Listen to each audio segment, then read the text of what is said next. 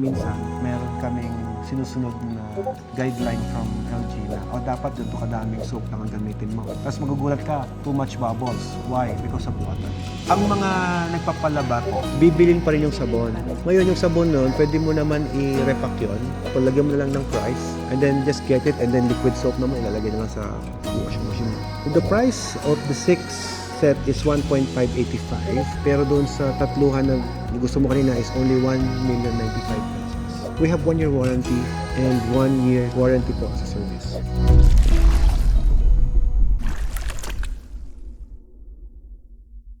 LG po ba ang kukunin nyo? What do you recommend? Ako, lahat naman ng brand is okay. Magkaiba nga lang kasi ang technology talaga ni LG. Comparing to those, lahat nitong makinang to.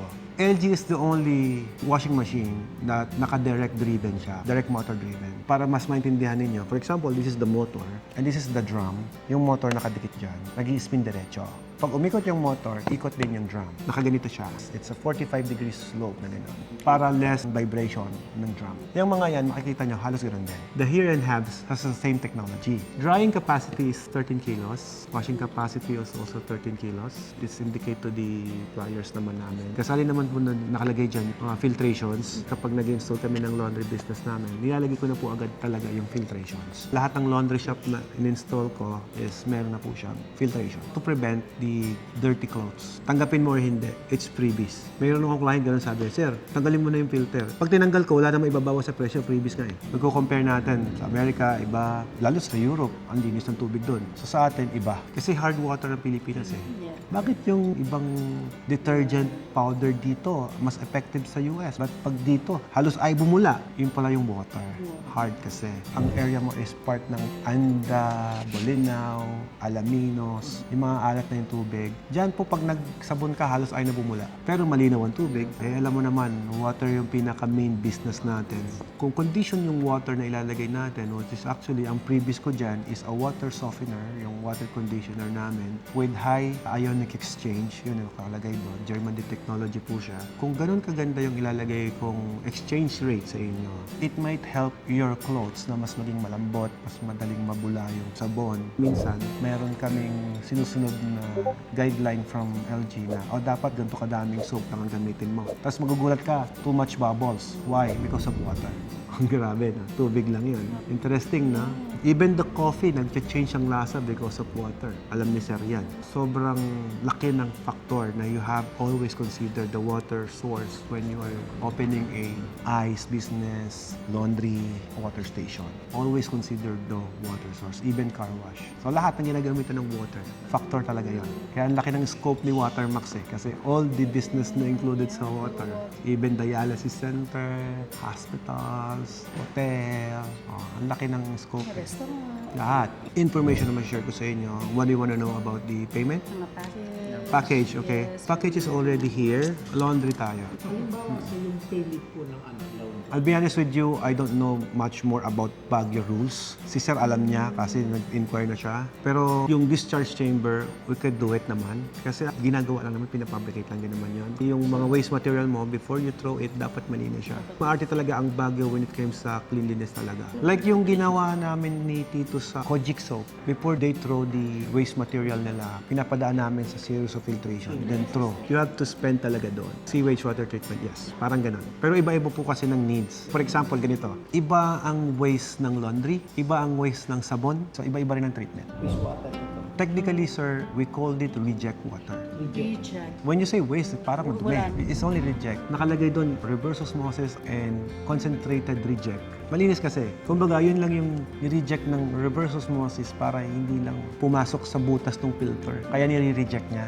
But it's actually clean. Kasi na-filtered mo na siya and then dumaan sa membrane, hindi lang po talaga kasya doon sa butas. Technically, malinis po siya. I'm not saying na bacterial-free. Posibleng may bacteria, but it's not guaranteed. Some are really clean.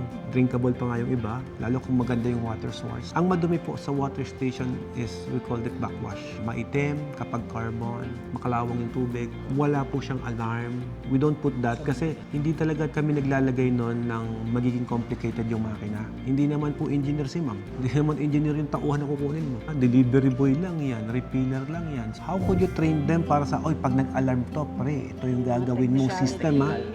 Patay tayo dyan. Unlike sa hospital, usually kukunin mo yung mga dukado na. Industrial, tuturuan mo, engineer na yung nandun.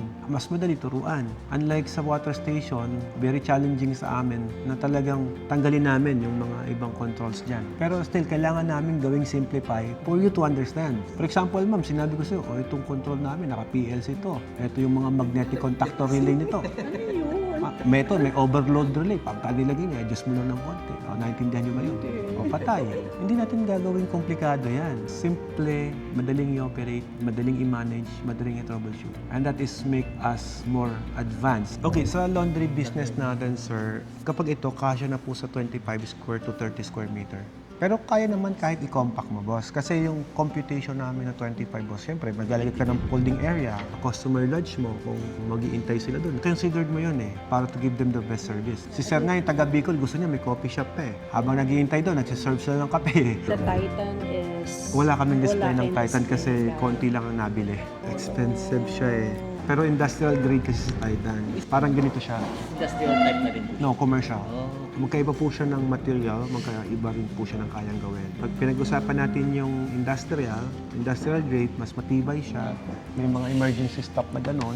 Pero yung sukat, sir, pare-pare. Hindi, mas malaki. Okay, sir. Ano po kinuha niya? Commercial. Pero magmi-mix siya kasi dahil gusto niya ng isang industrial grade. Kasi may Airbnb siya, pwedeng iliban niya doon yung mga linens nila ng comforter. Siguro mix mo na lang. Sir, yung mga cortina. Kaya. Pero anong klaseng cortina? Baka naman po yung cortina. Sir, yung mga high ceiling. Kaya basta industrial. Tsaka timbangin natin, boss, usapan per kilo Oh, right. Baka mamaya, 30 kilos naman na po yung pinag-uusapan natin. Ito, kaya to 40 kilos Wow. Depende po sa machine. Mix mo na lang. May mix na lang. Better na ganun. So, 6 sets is 1.5. 6 cents na. Oo, 6 sets na. One set is this one. Yes, Dalawang three set. ganyan. 12 items. Actually, may site visitation pa rin naman tayo. Huwag niyo pahirapan yung sarili niyo. Kaya po kayo bumili dito para at least maging convenient po kayo Kasi nagplaplano tayo, tapos hindi naman pala pwede. Oo. Parang nagplaplano tayo ng bahay, wala naman lupa.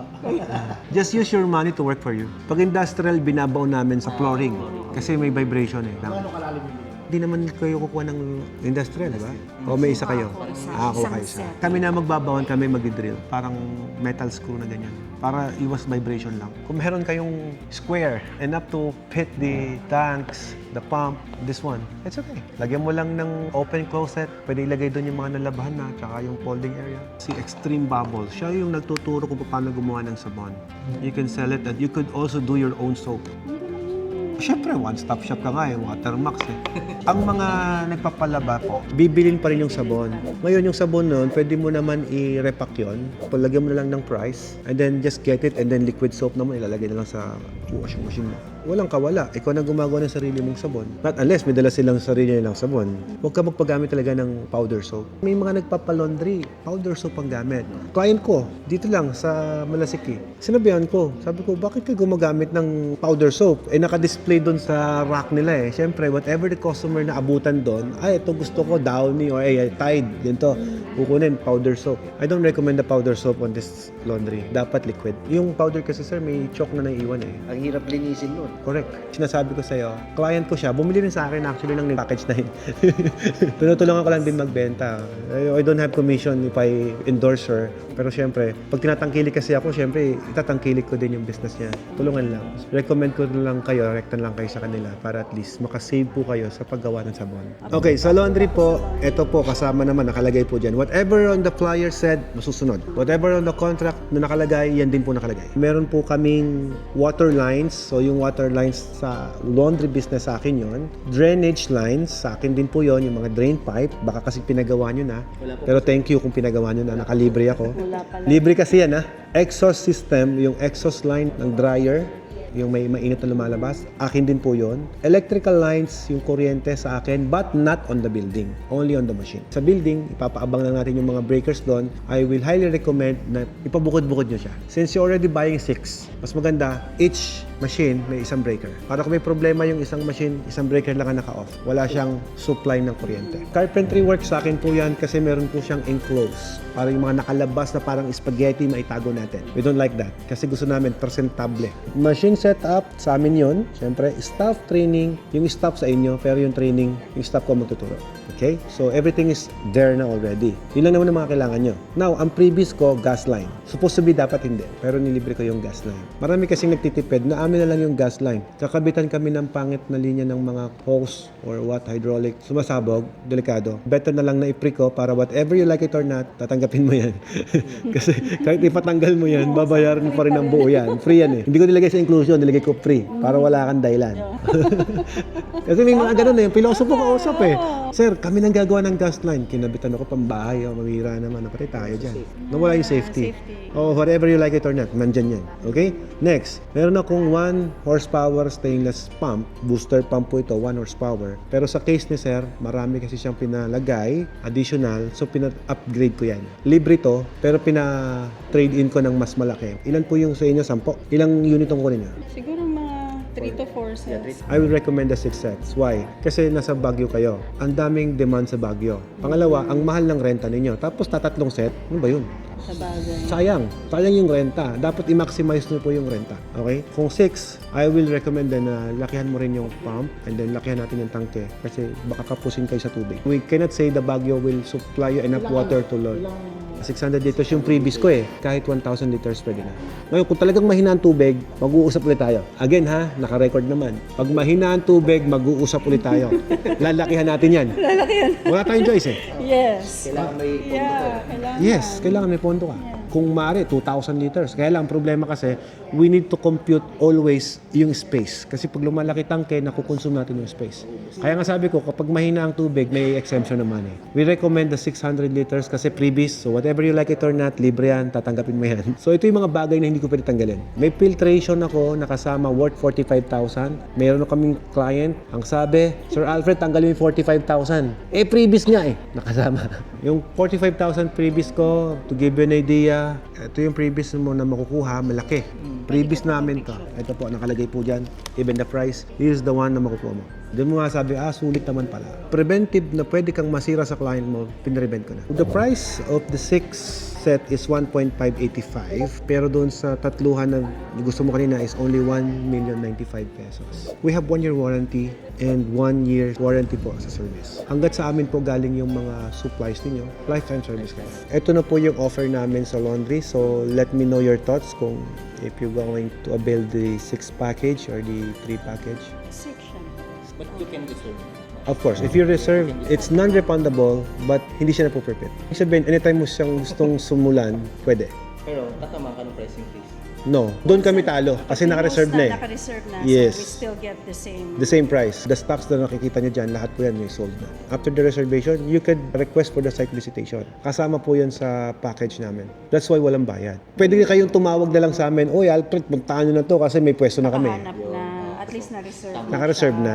Ganun kasi yung procedure namin, sir. You get the 6 sets. Let's put it on the contract. And then, if you really decided na, Oy, Alfred, gusto ko may isa akong industrial, hindi habol na lang natin. Kasi Or, item lang naman yun eh. Maybe we can get the 5 sets and 1 industrial. Good idea. Kasi magpapalita kami ng prices. Hindi namin product yan, hindi namin hawak. Pag tinaasan kami, last time tinaasan kami, 10,000 each. Each unit. 6, 60. Paluwal ako, 60. Wala akong magawa. Kaya ayaw ko na maulit. Kaya sabi ko, I have to inform the clients. Si sir, ganun din. Alam din niya kasi, ang tagal na niya nasa laundry business. Yung mga Hebs po na laundry, yan po yung mga simplified laundry. Kung mapapansin mo, sobrang simple ng laundry niya. Compare kay LG, ang daming buttons. That's why sa US, kung mapapansin mo, stop and go lang yung mga laundry doon. Kasi wala masyadong options. Just press the start and then that's it. Over the years, wala kami naging problem sa Hebs. Kaya lang, konti lang nag-ate.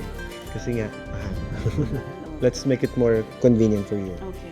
We have already a reservation. It's our bond para makapagtrabaho ka na. You can do whatever you want na hindi na-apektuhan ng price. But you still have another days. Meron ka ng kontratang hawak. You could just do online the down payment. You don't need to come here. Kasi you already signed the contract now. More efficient. Yan yung down payment mo, ilalagay namin sa contract yon. Lalakip namin doon. And then, we will schedule your delivery agad. Kumbaga kami, andito na yung pyesa mo, andito na yung machines mo. Ang hintay lang namin yung building mo. Ben, mas maganda, mag-site visit kami while doing the building. You can visit us anytime. Pinapadali lang naman talaga namin everything for our clients. Kasi most of our client malalayo. So, syempre, andito ka na eh. We established the contract already. You don't need to come back and come back. But next time you come back here, friends na lang, wala nang business. Privilege mo lang kasi taga rito ka. 1 industrial and 5 commercials. LG or Oasis? This One LG is the Oasis. commercial and then the other one is the industrial. Not the Habs. You don't like the Habs? Habs is Germany. This is the Habs. Ang mahal niyan, magkano yan? Wow, hindi yan mahal. Sulit yan. Nakaban po yung word na mahal dito. Yun ang final. Okay. Isang Oasis at saka 5 set. To tell you honestly, boss, nag-start si LG, 175K lang yan. The reservation po ngayon, para at least anytime you need access, anytime you need the site visitation, you could contact us. Okay. Naging busy po kayo, you could transfer the money para makuha niyo po yung original price. Yun po yung reason bakit tayo nag-reserve. Kumbaga, you don't need to come here.